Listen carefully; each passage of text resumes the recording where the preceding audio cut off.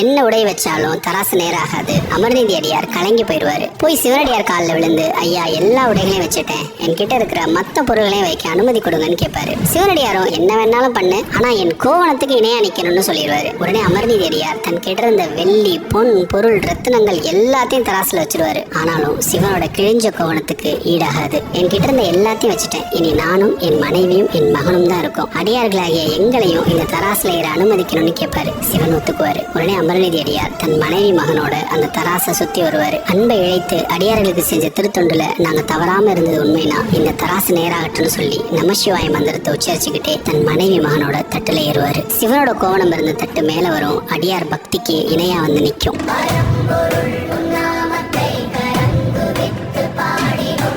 சிவனடியார் வேடத்துல வந்த சிவன் அன்னையோட காட்சி தந்து அமர்நீதியார் அவர் மனைவி மகன் எல்லாருக்கும் முக்தி அளித்து தன்னோட திருவடிகள்ல சேர்த்துப்பாரு.